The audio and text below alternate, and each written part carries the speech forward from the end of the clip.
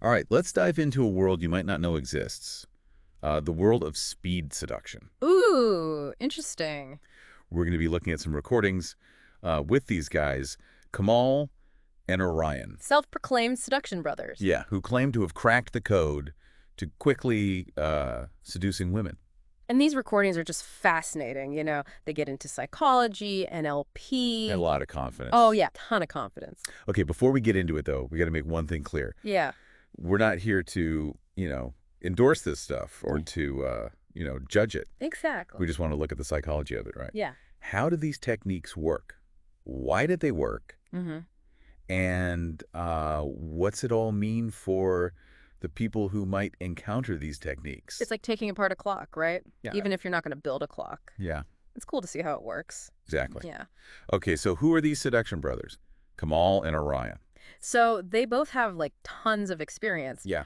but they go about it in very different ways. Kamal, he loves using what he calls these tools. Like what? Palmistry, Okay. handwriting analysis. Wow. He really likes to position himself as this,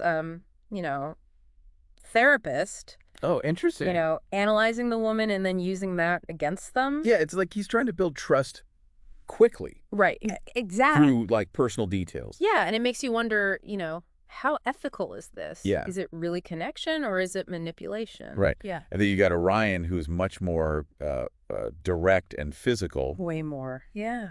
Think poetry, music, compliments. He wants to create this very, very strong, charged atmosphere. Yeah, it's like he's trying to, sweep a woman off her feet before she can even You think. just can't even think. Yeah. And they both say, their methods are based in this thing called NLP, Yeah, neuro-linguistic programming. Yeah, neuro-linguistic programming, and this is where it gets really, really For interesting. those who don't know, what is NLP? So NLP is basically, it explores how we think, how we use language, and how we act, and how they're all connected. Interesting. Yeah, it's used in like therapy, Right. coaching, Coaching, yeah. and yes, even seduction.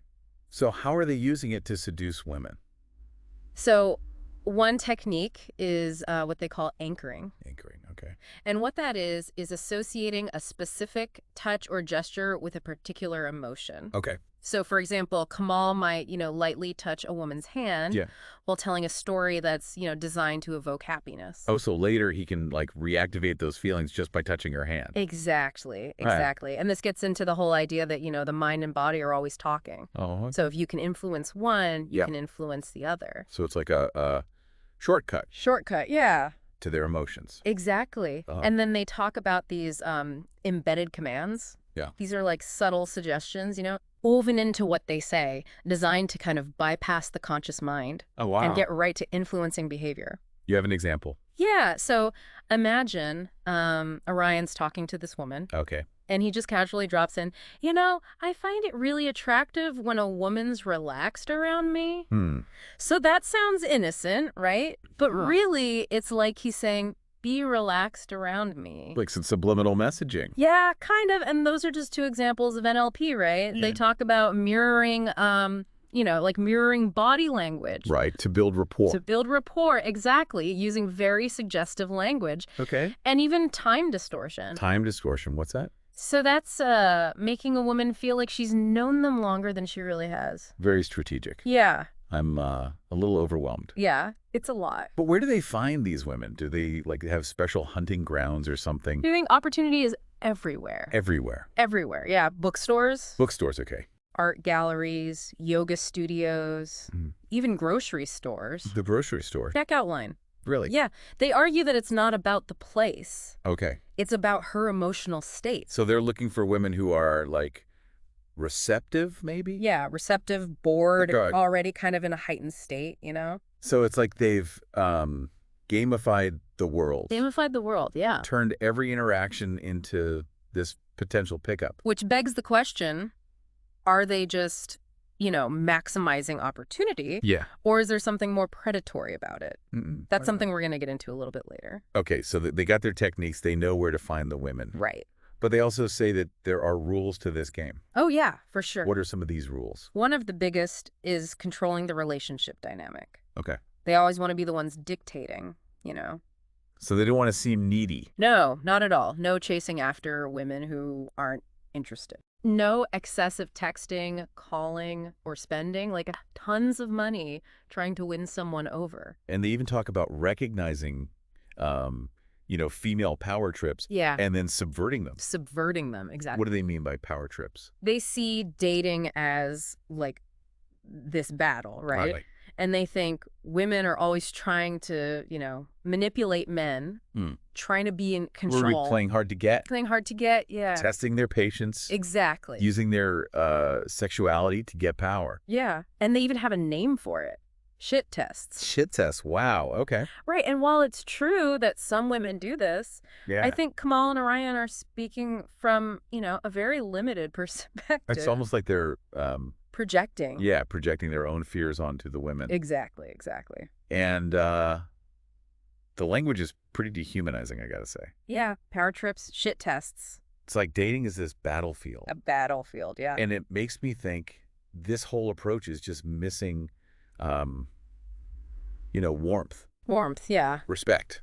Respect. Yeah, well, tactics, Tactics and strategies, yeah. It's not about really connecting with someone. And that's really where it falls short. Yeah. True seduction, it's not about manipulation, right? Right. It's about genuineness. Yeah. Vulnerability. Being in the moment. Being in the moment, exactly. Allowing yourself to be seen. Absolutely. Okay, so we've met Kamal and Orion. Our seduction brothers. We've explored their NLP toolbox. Yeah. And we've peeked into their rules. Rules of engagement. But is this all just flirting, taken to an extreme? Yeah. Or is there something more ethically, iffy happening here? I think that's a question we're going to keep exploring as we get deeper into this. We're going to hear some real-life examples next time. Real-life examples, yes. So stay tuned. Things are about to get interesting. I mean, maybe a little unsettling. Yeah, definitely. You don't want to miss it. No, you don't. Yeah. Welcome back. Let's keep unpacking this speed seduction stuff. Yeah. Where'd we leave off? We were talking about those rules, right? Kamal and Orion's rules. Yeah, and there's one in particular I want to look at. You mean the neediness one? Yeah, that whole don't chase thing. Okay. Now, on the surface, that might sound like good advice. Yeah, nobody wants to be clingy. No, exactly. You got to have self-respect. Right. But the way they talk about it, it's like they're afraid of it. It's almost like, yeah. Like showing interest is a weakness. It could be exploited, yeah. So instead of being, open, vulnerable, yeah, they're saying be detached, calculating. Yeah, it's very strategic. Can you even really connect with someone like that? That's the question, isn't it? If you're constantly guarding yourself? Yeah. Are they ever really present? Or are they always thinking about the next move? That's a good point. It's like this constant need for control. It creates a barrier, To intimacy. To intimacy, exactly. Okay, let's get into some examples. Yeah, let's see these techniques in action. Kamal, Mr. Palmistry, tells this story about a woman named Kristen.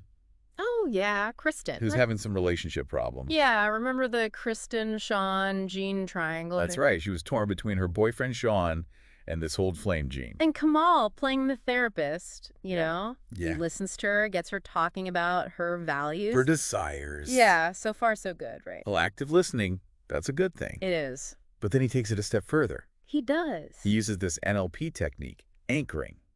Ah, yes, anchoring. So he has her, remember a time when she felt like really passionate about Jean? Intense passion. Yeah, and then he anchors that feeling to her thumb. Subtly, right. It's like he's creating a trigger for those feelings. Exactly. But here's the thing. While he's anchoring her feelings for Jean, yeah, he's also anchoring them to himself. At the same time. So he's redirecting her passion for Jean to him. Without her knowing. That's sneaky. It is. It is. And this is how something like anchoring, which sounds harmless, can be really manipulative. Exactly. It's all about intention. And his intention is pretty clear. He wants Kristen to be passionate about him. He wants her to transfer those feelings. And then, to make it even worse, he has her picture herself with him instead of Jean. Like he's rewriting her story. He's the leading man now. And the crazy thing is, it works. It works. She kisses him right there. In the therapist's chair. A success story for Kamal, maybe. But it's not right, is it? It raises questions about consent. Yeah, manipulation. Was she really choosing freely? That's a slippery slope. It is, and I bet this happens more than we realize. People don't even know what's happening to them. Exactly. That's why we got to talk about this stuff. Awareness is key. Know the techniques, set your boundaries. Protect yourself. Okay, so Kamal's the psychology guy. Yeah. And Orion, he's all about the physical stuff. The physical game, yeah. He talks about these physical closes. Physical closes, that's right.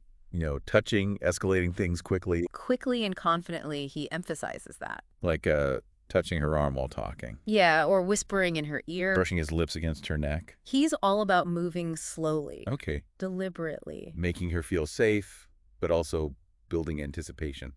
Exactly. Like he's trying to create this trance. Yeah, where she gets swept up. And less likely to resist. And he pushes boundaries, like, a lot. He does. He even talks about making out with a woman in public. While her friends are right there. That's, bold. Bold, yeah. But also kind of messed up. It's disrespectful, isn't it? To the woman, to her friends. Yeah, this is where boundaries are so important. Don't be afraid to say no. Absolutely. Okay, let's talk about this other theme that keeps coming up. Mm-hmm. This whole female power trip thing. Oh, yeah, they're very focused on that. They see dating as this battle for control. A constant battle. And they think women are always trying to manipulate men.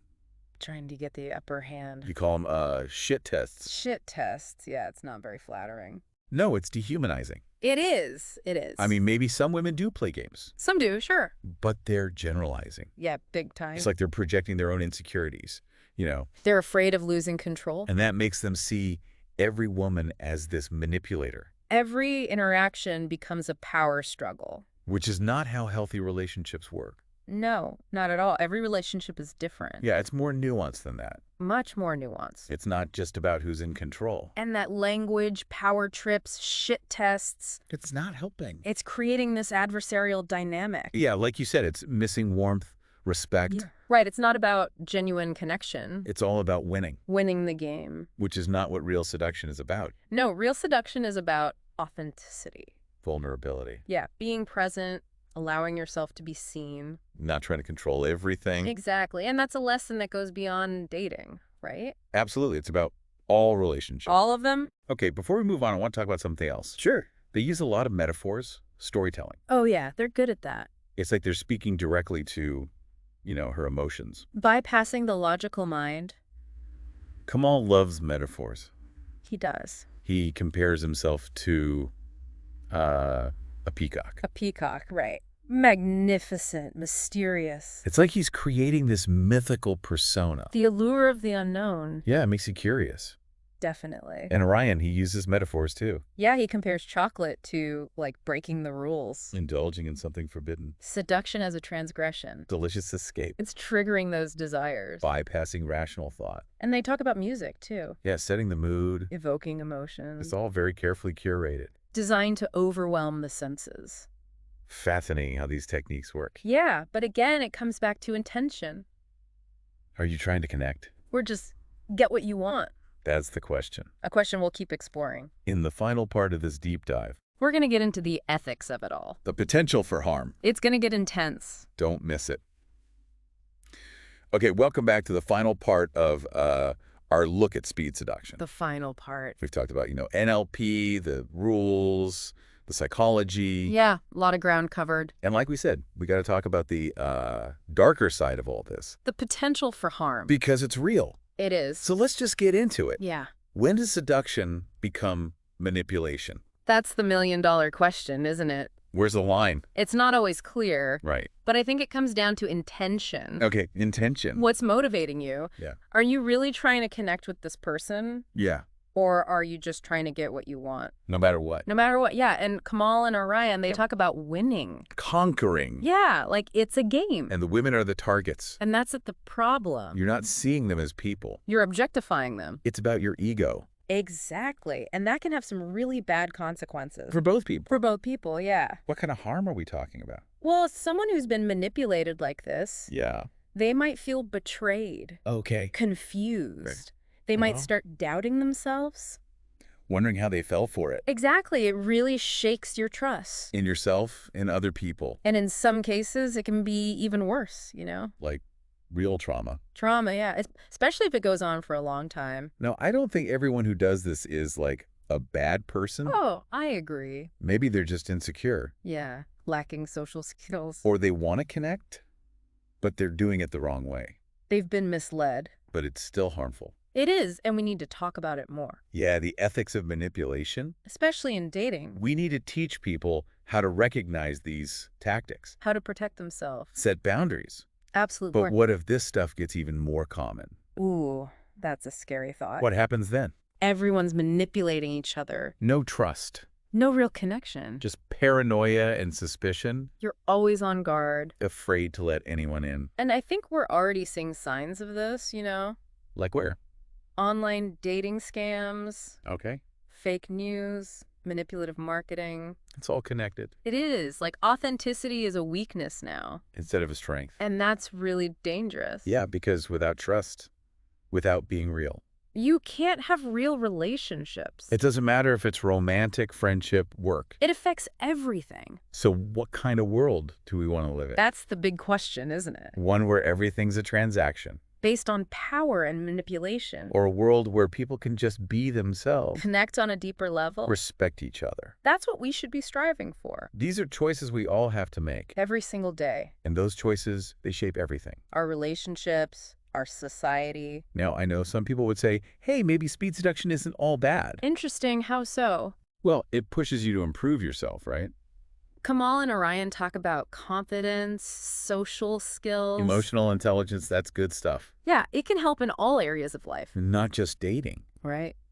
And they're right about being present, being a good listener. Those are valuable skills. And don't forget, there's a place for, playfulness. For taste. Seduction is about creating a spark. Excitement. Connection. Maybe we shouldn't throw the whole thing out. Maybe it's about balance. Recognizing the good and the bad. The potential for both. And remembering the techniques are just tools.